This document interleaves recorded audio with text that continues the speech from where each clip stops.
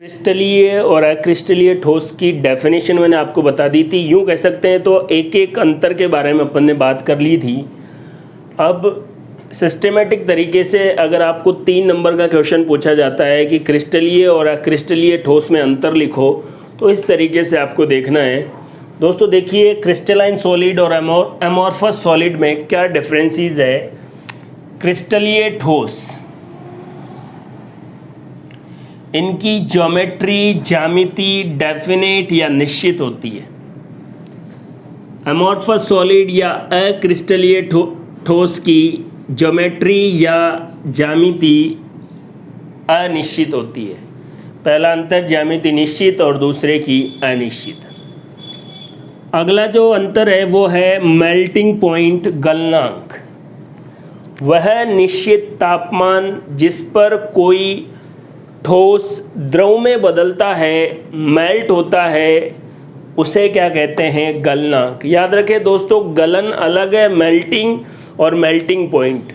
ठोस से द्रव में बदलने का जो प्रोसेस है वो मेल्टिंग, और जिस निश्चित तापमान पर यह होता है उसको क्या कहेंगे? Melting point.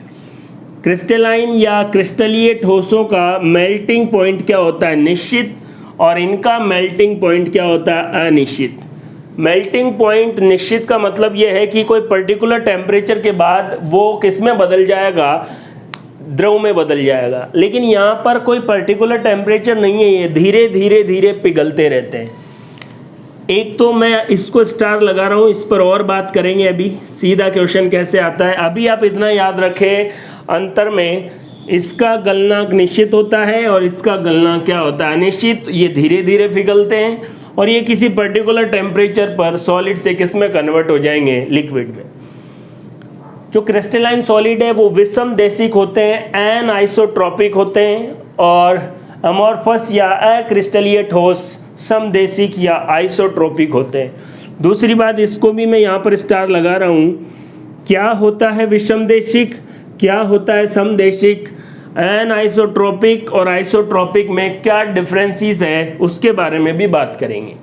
अभी आप इतना याद रखें, एन आइसोट्रॉपिक कौन होते हैं? क्रिस्टलाइन, और आइसोट्रॉपिक या समदेशिक कौन होते हैं? अक्रिस्टलीय ठोस। नेक्स्ट और फोर्थ जो डिफरेंस है वो क्या है? अगर आपने किसी क्रिस्टलीय सॉलिड को तोड़ा तो जो छोटे छोटे पार्टिकल्स बनेंगे वो भी क्या होंगे? क्रिस्टल होंगे, और उसी ज्योमेट्री या ज्यामिति में होंगे। इनको तोड़ने पर छोटे आकार के सेम ज्योमेट्री के क्रिस्टल बनेंगे, small crystal of same geometrical shape. लेकिन अगर आप इनको तोड़ेंगे तो असमान आकार के स्ट्रक्चर बनेंगे, small pieces do not have same geometrical shape. तो इनको तोड़ने पर क्रिस्टल भले ही छोटे हो जाएं लेकिन ज्योमेट्री ज्यामिति वही रहेगी। इनको तोड़ने पर ज्यामिति तो क्या है, इनका अरेंजमेंट, कणों की व्यवस्था ही निश्चित नहीं है, तो यहाँ पर ऐसी कोई बात नहीं होती। एक और बात मैंने लिखी है, क्रिस्टलीय ठोस में सिमेट्री पाई जाती है, सममिति पाई जाती है। सिमेट्री पर तो इस चैप्टर में बहुत ज़्यादा बातें, वहाँ पर भी अपन डिस्कस करेंगे। और अक्रिस्टलीय ठोस में सिमेट्री नहीं होती, असिमेट्रिकल या असम्मित होते हैं। तो दोस्तों ये 5 अंतर मैंने आपको बताए हैं। एक बार फिर बात कर रहे हैं, क्रिस्टलीय ठोस की ज्यामिति निश्चित, इसकी अनिश्चित। इनका गलनांक निश्चित, इनका गलनांक मेल्टिंग पॉइंट क्या होगा? अनिश्चित। ये धीरे धीरे पिघलते हैं, इसलिए गलनांक क्या होता है? अनिश्चित। ये विषम देशिक, एन आइसोट्रॉपिक, ये आइसोट्रॉपिक, समदेशिक। इनको तोड़ने पर क्रिस्टल छोटे हो जाते हैं लेकिन उनकी ज्योमेट्री सेम रहती है, इनको तोड़ने पर ऐसा नहीं होता। ये सममित या सिमेट्रिकल सॉलिड्स है, क्रिस्टल है, और अक्रिस्टलीय ठोस जो होते हैं असिमेट्रिकल होते हैं। आइए दोस्तों अब बात करते हैं एक किसके बारे में? गलनांक के बारे में, और दूसरा क्या है विषम देशिक और समदेशिक, बात करते हैं। तो दोस्तों अपन बात कर रहे थे सॉलिड या ठोस अवस्था के बारे में। क्रिस्टलीय और अक्रिस्टलीय ठोस के अंतर में जब अपन ने बात की, विषम देशिकता और समदेशिकता क्या है इनका मतलब? विषम देशिकता एन आइसोट्रॉपिक और समदेशिकता आइसोट्रॉपिक। देखो, अगर आपको डेफिनेशन बात करनी है तो विषम देशिकता किस में पाई जाती है? क्रिस्टलीय ठोस में। और क्या है विषम देशिकता का अर्थ? अगर अलग अलग दिशाओं में, भिन्न भिन्न दिशाओं में भौतिक गुण भी भिन्न भिन्न हो तो इसे क्या कहेंगे? एनआइसोट्रॉपिक या विषम देशिकता। विषम देशिक या एनआइसोट्रॉपिक का क्या मतलब है कि जो ठोस है उनके जो भौतिक गुण हैं वो अलग अलग दिशाओं में अलग अलग हो। नाम से पता लग रहा विषम देशिकता। विषम देशिक, अलग अलग दिशाओं में गुण भी अलग अलग हो तो विषम देशिकता, और सभी दिशाओं में भौतिक गुण एक समान हो तो समदेशिकता। एनआइसोट्रॉपिज्म और आइसोट्रॉपिज्म क्या मतलब है इन दोनों का? क्लियर है आपके सामने। अगर आपको दोनों में अंतर लिखना हो, ठोसों में भौतिक गुण अलग अलग दिशाओं में अलग अलग हो तो विषम देशिकता, और सभी दिशाओं में समान हो तो समदेशिकता। भौतिक गुण कौन कौन से? जैसे विद्युत प्रतिरोध, धारा प्रवाह में उत्पन्न रुकावट क्या कहलाता है? रेजिस्टेंस या प्रतिरोध। अपवर्तनांक, ये स्नेल का नियम, जब ऑप्टिक्स के बारे में बात करेंगे तब अपवर्तनांक की डेफिनेशन भी बोलेंगे। ऑप्टिकल डेंसिटी, प्रकाशिक घनत्व भी इसको कह सकते हैं। एन या म्यू से रिप्रेजेंट करते हैं, इसको आर से रिप्रेजेंट करते हैं। रिफ्रैक्टिव इंडेक्स, दो फिजिकल प्रॉपर्टी अपन ने ली है। क्रिस्टलीय ठोस में विद्युत प्रतिरोध और अपवर्तनांक दोनों भिन्न भिन्न दिशाओं में भिन्न भिन्न होता है, और इस गुण को क्या कहते हैं? विषम देशिकता। जो अक्रिस्टलीय ठोस है, आपको पता है समदेशिकता किस में पाई जाती है? अमॉर्फस सॉलिड अक्रिस्टलीय ठोसों में। तो अक्रिस्टलीय ठोस में सभी दिशाओं में भौतिक गुण जो अपन बात कर रहे हैं, विद्युत प्रतिरोध और अपवर्तनांक क्या होते हैं? सभी दिशाओं में समान। तो ज़्यादा कुछ प्रॉब्लम वाली बात ही नहीं है। इसको अगर आपको कोई कन्फ्यूज़न हो तो इसको याद रखो, सभी दिशाओं में भौतिक गुण समान हो तो समदेशिकता, और अलग अलग दिशाओं में भौतिक गुण अलग अलग हो तो विषम देशिकता। कई बार यूँ पूछा जाता है कि क्या रीज़न है क्रिस्टलाइन सॉलिड में एनआइसोट्रॉपिक प्रॉपर्टी जो है, क्या रीज़न है, क्या कारण है? यहाँ आप देखिए, जैसे आपसे कोई पूछ ले क्रिस्टलीय ठोसों में विषम देशिकता पाई जाती है, क्यों? इसका रीज़न ये है, different arrangement of particle in different direction. अलग अलग दिशाओं में जो कण हैं उनकी व्यवस्था क्या होती है? अलग अलग होती है। जैसे यहाँ देखो, इस दिशा में जा रहे हैं तो ये दो ही कण मिले अपने को, एक ये एक ये। अगर आप दूसरी दिशा में जाते हैं तो देखो, पहले ये अलग अलग दिशाओं में डिफरेंट अरेंजमेंट ऑफ पार्टिकल होता है, इस कारण विषम देशिकता पाई जाती है। बात करते हैं अलग अलग दिशाओं में ठोस में जो पार्टिकल है, कण हैं, उनकी व्यवस्था अलग अलग होती है। इस कारण से जो भौतिक गुण हैं वो भी अलग अलग दिशाओं में अलग अलग होते हैं। इसी को क्या कहते हैं? विषम देशिकता। लेकिन अगर अरेंजमेंट सभी डायरेक्शन में ऐसे रैंडम है तो फिर भौतिक गुण क्या होंगे? सभी दिशाओं में समान। तो समदेशिकता और विषम देशिकता में अंतर आपको पता लग ही गया। क्रिस्टलीय ठोसों में समदेशिकता और अक्रिस्टलीय ठोसों में क्रिस्टलीय ठोसों में विषम देशिकता और अक्रिस्टलीय ठोसों में क्या पाई जाती है? समदेशिकता। तो दोनों का अंतर आप बड़े ध्यान से देखें। विषम देशिकता का रीज़न क्या है? एक बार फिर कह रहा हूँ, डिफरेंट अरेंजमेंट ऑफ पार्टिकल, कणों का अरेंजमेंट व्यवस्था जो है वो अलग अलग होती है अलग अलग दिशाओं में, जैसे मैंने चित्र भी बना के बताया है। और ये अलग अलग व्यवस्था के कारण ही भौतिक गुण भी अलग अलग दिशाओं में अलग अलग होते हैं, और इसी की वजह से कौन सी प्रॉपर्टी जनरेट हो जाती है? एनआइसोट्रॉपिक प्रॉपर्टी या विषम देशिकता का गुण क्रिस्टलीय ठोसों में आ जाता है। अमॉर्फस सॉलिड या क्रिस्टलीय ठोसों में ऐसा नहीं है। सभी दिशाओं में भौतिक गुण, विद्युत प्रतिरोध और अपवर्तनांक क्या होते हैं? समान होते हैं। ये समदेशिकता, ये विषम देशिकता।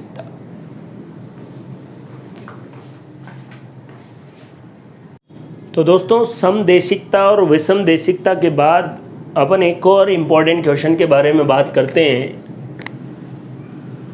एमोर्फस सॉलिड, अक्रिस्टलीय ठोस, इनको सुपर कूल्ड लिक्विड या स्यूडो सॉलिड भी कहा जाता है।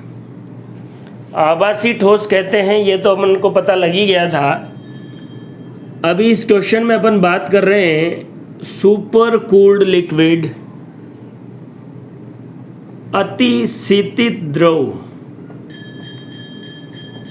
अतिशीतित द्रव अक्रिस्टलीय ठोस को, अमोर्फस सॉलिड को सुपर कूल्ड लिक्विड या अतिशीतित द्रव कहा जाता है, क्यों? इस बारे में बात करते हैं दोस्तों।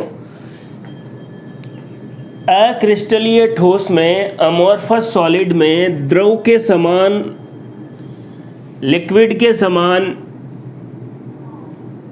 फ्लो या बहने की प्रवृत्ति पाई जाती है, टेंडेंसी पाई जाती है।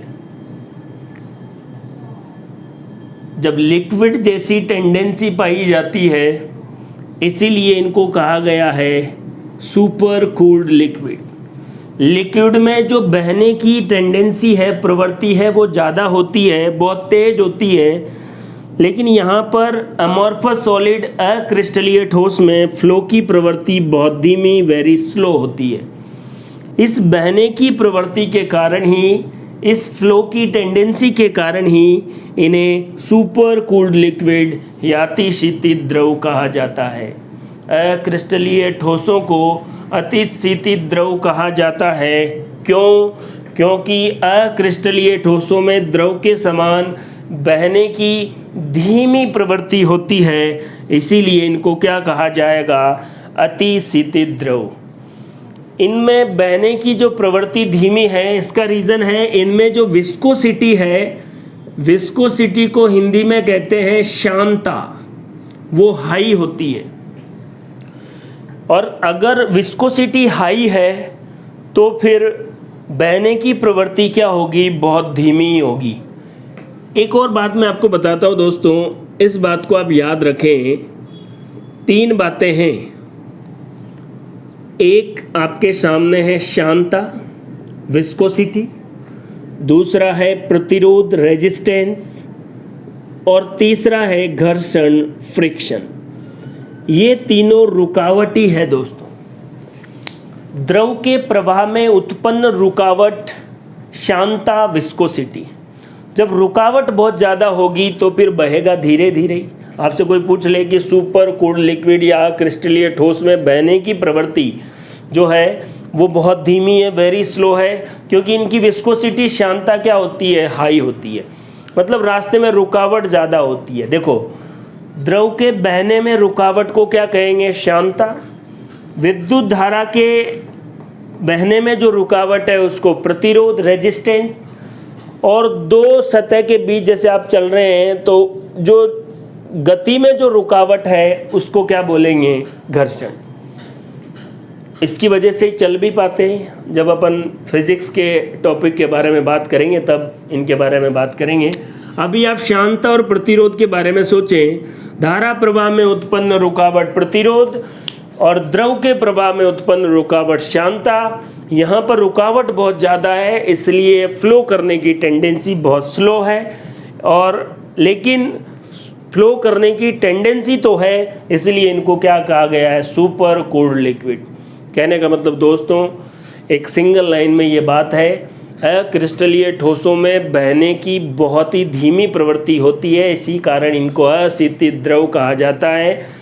इनकी श्यानता अधिक होती है, इसलिए ये प्रकृति बहुत धीमी होती है। एक एग्जाम्पल है, glass pans in the window of old historical building. बहुत पुरानी बिल्डिंग की अगर खिड़की पर, देखो लेटेस्ट होगा तो क्योंकि बहने की प्रवृत्ति बहुत धीमी है तो उतना अंतर आपको आ नहीं पाएगा।